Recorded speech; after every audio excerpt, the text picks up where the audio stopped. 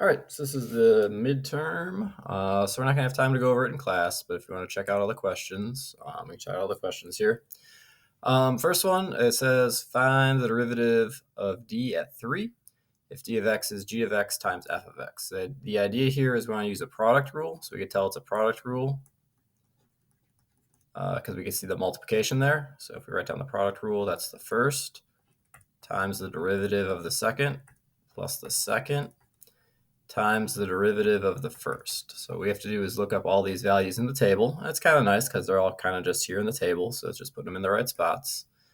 So g of x is negative 2. F prime of x here is 3. And then the other two we've got f of x, which is 7. And then g prime of x is negative 9. So that's going to be a negative 63 over here. On this side, negative 2 times 3 is negative 6. And negative 6 minus 63 is negative 69. So we get B for that one.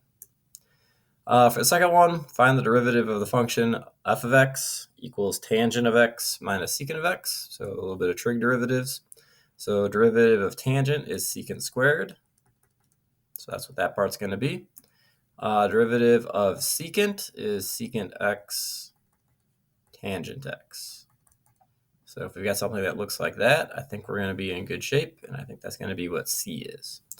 So again, this minus sign just kind of dropped it down. So I guess I should probably put that in black because I didn't do anything with it in red. So that looks a little bit better. That's just coming from the minus sign there. All right, so question 3, we got our first symbol here. So this one we did really well with. So this is one of the easier questions on the test. So either everybody got it right. I think that's what this one means, is everybody got it right. I think I marked all those ones as ones everyone got right, which is nice. And there's actually a couple ways to do this one. So I think a lot of people were thinking about this one as a product rule, which makes sense because we're multiplying. It's a little easier if we just multiply through first, though. 27x to the third, and then take the derivative. Because then 3 times 27 is 81. So we'll use the power rule. 3 minus 1 is 2. And we get to B. But a lot of people did really well with that one. All right, for number 4, we have to find out if we're given the acceleration, which one would be the position. So we have to remember this one goes position. If we take the derivative, then we'll get the velocity. If we take the derivative, then we'll get the acceleration. So that's kind of the idea. I want to work off the physics equations. So we know what the answer is. We know we want the answer to be 4.6. So we have to kind of go backwards. Now, again, maybe you kind of figured out how to go backwards already.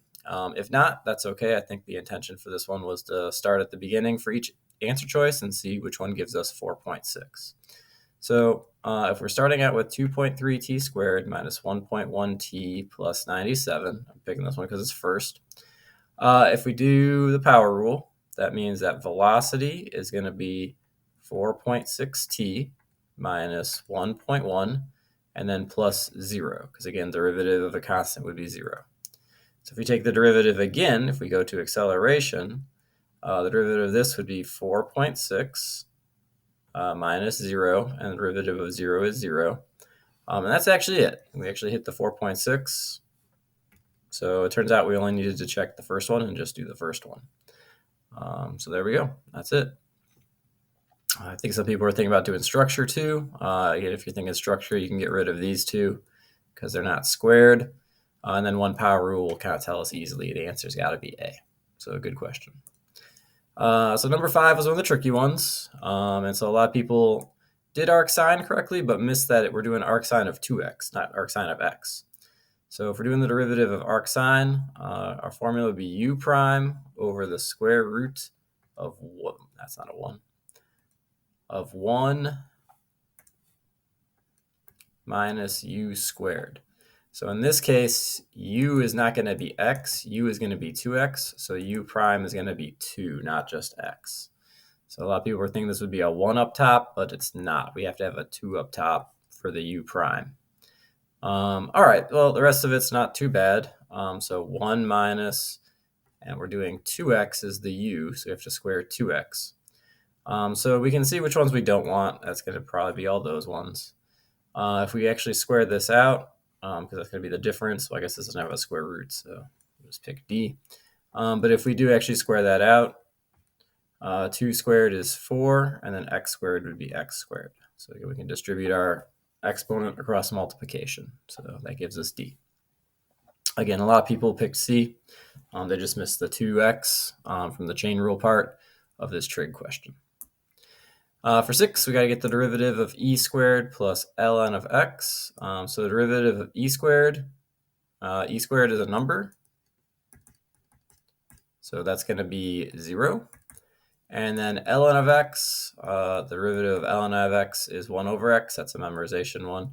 And so we get to b. So that's all we got for that one. For 7, which type of discontinuity do we have? So if we see here, we're jumping from here down to here. So that's a jump discontinuity. So we could pick that. Just as a reminder for A, the horizontal asymptote.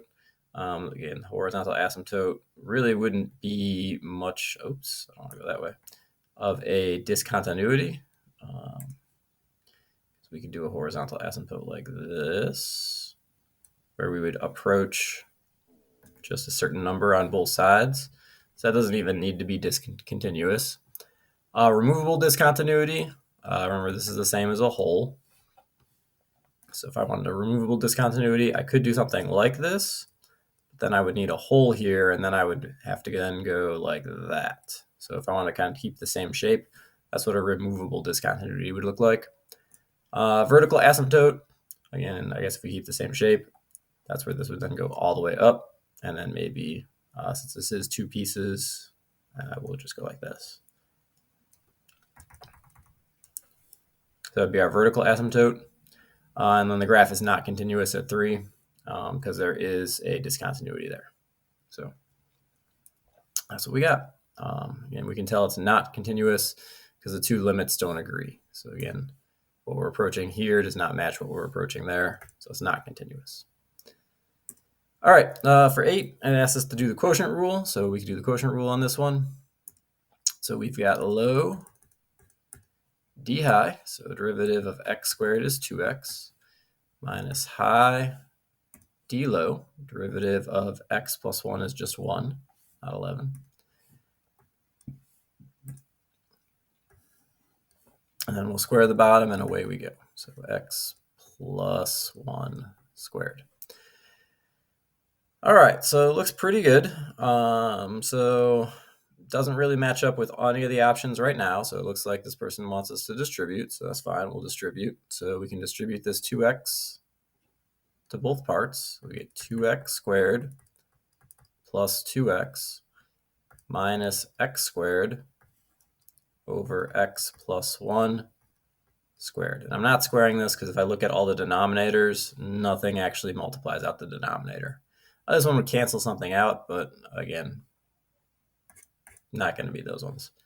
So now I have to see if this matches up with any of them right now. So that would be these 2 at this point, which is none of those. So I have to simplify a little bit more. So x squared, or 2x squared minus x squared is 1x squared plus 2x over x plus 1 squared, and that does match up with e. So there we go. For 9, in the graph shown, what's the limit as x approaches 2? So if we come over here, remember this is f of 2 is the dot. And then the limit is going to be where our graph kind of heads towards. So we're heading towards 2. So we want to pick C. So that's what we get for number 9. So 10, we get another symbol. So this is the ribbon symbol. So on the test, the software I use to analyze all the questions finds out which questions were the best written. So the way that it does that is it looks at top scores and which ones they got right, where people that didn't do as well on the test, if they missed questions, which ones did they miss? So this would be one where a lot of people that scored well got it right, and a lot of people that didn't score well got it wrong. So this is a good indication if you know what's going on. So like I said, this is the indication of a well-written question. It analyzes how well you do calculus. So nice job if this was your question. But we have to do the inverse rule. So the inverse rule says g prime of x is 1 over f prime at g of x. Now, which I think made this one a little bit tricky for some people, is this table is not how we would normally look at the table. They tried to make the table a lot easier for you. Because if we're trying to find g prime of 7, here we can just go right to g of x. So it just tells us what g of x is. So I don't want an equal sign here. So we know that g prime of 7 is 1 over f prime at 4. And then this table says, all right, well, here's f prime. They told us what f prime is. And usually we're used to seeing like f and f prime, but this one did g and f prime. So now instead of coming down here to the 5, I have to come over here for the 4 and grab the 2. So that's going to be 1 over 2, and that's going to be the answer for that one. So good question. I like it. I like it too. I agree with the software. I like that you switched it up to not have the traditional f and f prime, that you just did g and f prime. That was good. 11, use a squeeze theorem to determine this limit. Nice thing is we did this one in class, so if you kind of remember this one, it's pretty easy. You know, it's going to go to 0. If you didn't do that, that's fine. You could think about it. So remember in class we said that this is going to go from -1 to 1 because this is a signed function. And then over here, this is going to 0. So if I keep multiplying by something smaller and smaller and smaller, I'm going to head to 0. So that kind of makes sense that I would do that. So that's kind of what we want to do with this. It does tell us to use the squeeze theorem too. If we were to draw it out, again, this would be x squared and negative x squared, again, because we're going from -1 to 1. And eventually those two, probably drew them too quickly. Nope. Those two will eventually squeeze to get to 0. So that was the idea behind that one. So pretty nice. For 12, for this function, which x value is the limit undefined? So remember, an undefined function, we have two options. Either we're going to have negatives inside of a square root, or we're going to have a denominator of 0. And that's the goal here. We just want to find out where this is 0. So when does the absolute value of x minus 3 actually equal 0?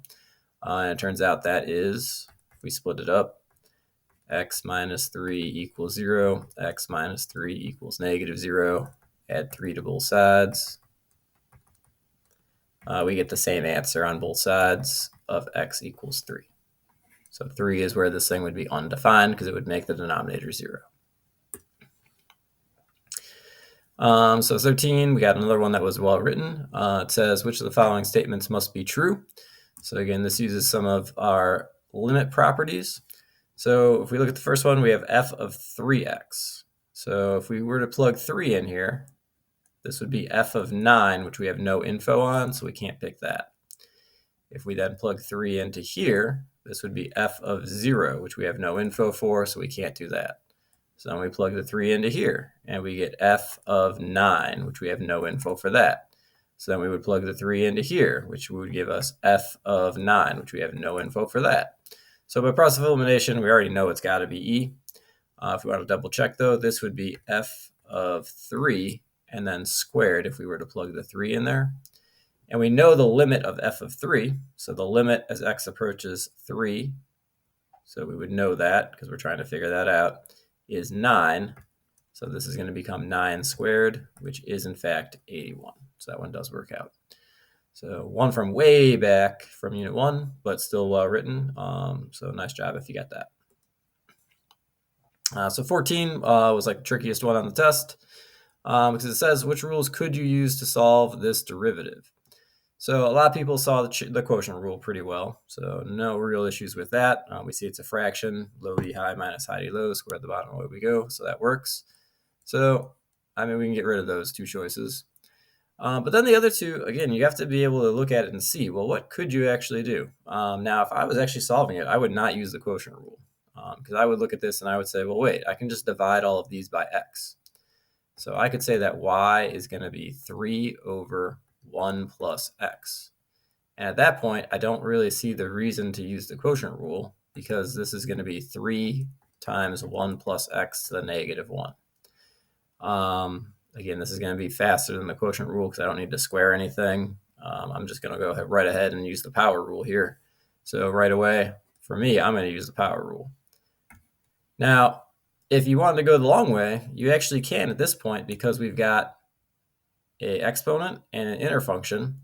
we actually could do the chain rule if we want. We could say that u is equal to 1 plus x, and y is equal to u to the negative 1. And we could use the chain rule from here. So we can actually use all three. So this is one where all three will work out, depending on how you see it. The other cool thing about the chain rule is if you really wanted to, if you didn't want to work off of what I had here, you could see that as x plus x squared to the minus 1. And again, your u is going to be a little bit more complicated here, but you can still do this with the product rule too. So you can actually use the product rule as well if you want to make it a little bit more complicated. If you're asking me, the fastest way to do it, like I said, is going to be power rule. Most people, though, would probably see it as a quotient rule. So that's what we got. Oops.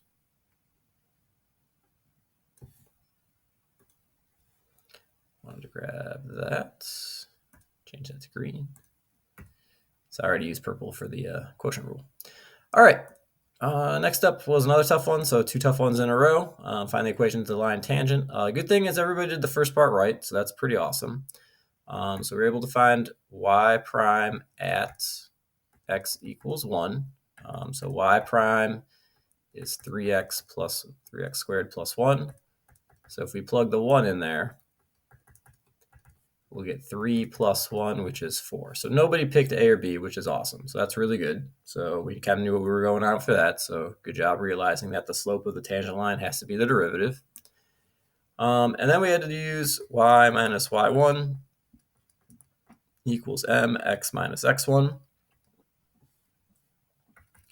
So we have to get y1. So if I were to plug 1 in here, we would get 1 cubed plus 1 is 2. So y1 is 2. We found the slope. The slope was 4. And then we've got x minus, and then x1 is going to be 1 because we know what our x point is. Now this person wants us to go ahead and distribute everything and get it in y equals mx plus b form. So that's okay. We can just go ahead and distribute. So y minus 2 equals 4x minus 4. Add 2 to both sides. Y equals 4x minus 2. So there we go for E. So that's what we got. So that's the result for that one. All right, 16, we did really well on this one. So this is translating. So the limit as x approaches 5, that gets rid of those two, of a function of x. Well, we're already done. But the last part, the is 15, would mean we need 15 as the answer. So there we go. So that's what we want to do for that one. So again, we did really well with that.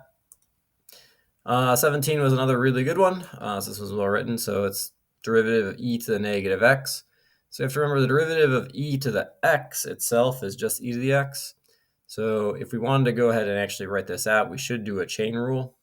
We should say that u is equal to negative x. Oops.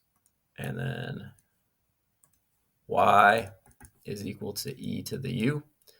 So then y prime, this is the normal just e to the u, but u prime is going to be negative 1. So if we put that together, that's going to be negative 1 times e to the u. We know u is negative x, that's negative 1 times e to the negative x, which is negative e to the negative x. So that's how we get to b. So again, nice question. That one was good. Also, we've done this one a lot, so some people might just have this one memorized and just know to bring down the negative. Since we've done so many different equations with like e to the 3x, e to the 8x, all those kinds of things. 18, we had to do instantaneous rate of change. So the big thing here is remembering that instantaneous rate of change. This means take the derivative.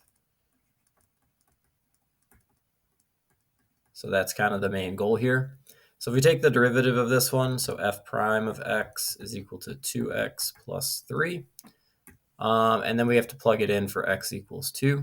So 2 times 2 plus 3. 4 plus 3 is 7. So that's what we want to do for that one. Again, the main goal here, the main concept is instantaneous rate of change means you take the derivative. Average rate of change would be just to use the slope formula. So that would be like the counter to this question. 19, again, we did pretty awesome on 19 as well. We have to look at the data in the table. Here we can see these ones are headed up to 19.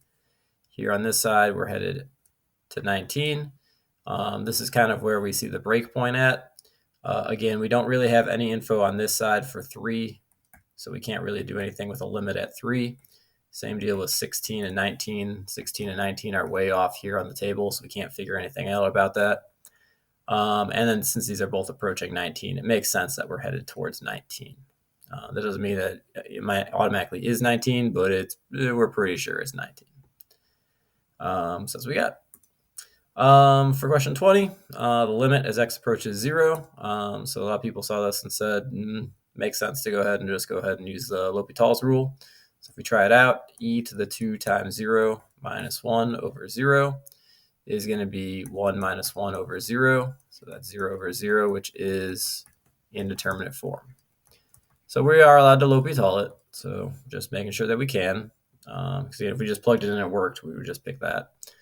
So if we L'Hopital it, we have to take the derivative of the top and the derivative of the bottom. So the derivative of e to the 2x minus 1 over the derivative of x. We're still taking the limit as x approaches 0. So this is going to become, again, just like we saw at that negative one, we'd get 2e to the 2x minus 0 over 1. Again, just like we did with this one,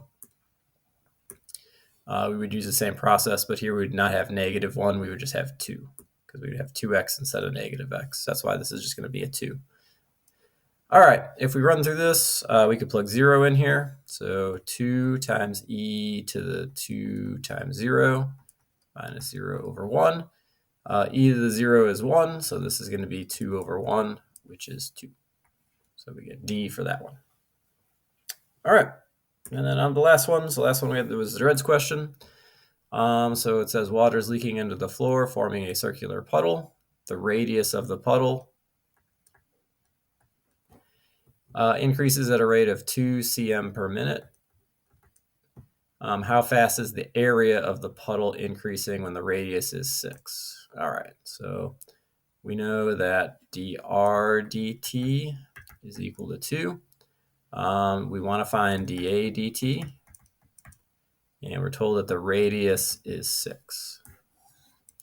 All right, so since I know I need to find dA dt, my equation is probably going to be just the area equation. So we're going to do A equals pi r squared.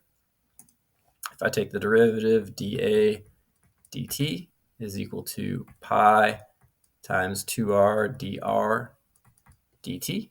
And we can substitute and solve. Again, dA dt is the question mark. It's already by itself, so that's really good.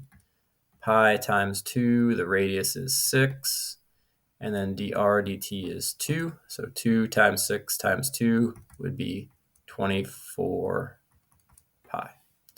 And then this person, when they wrote it, they had the capital pi's. I thought it was fun, so I just left them as the capital pi's. So capital pi's are good. That's everything. So there we go. So yeah, we did pretty well with it. A lot of people wrote really good questions for this, so it was a really successful thing. I think a lot of people kind of looked over all the notes. That was kind of the goal here, was to just kind of remind ourselves of everything. So excellent job with this.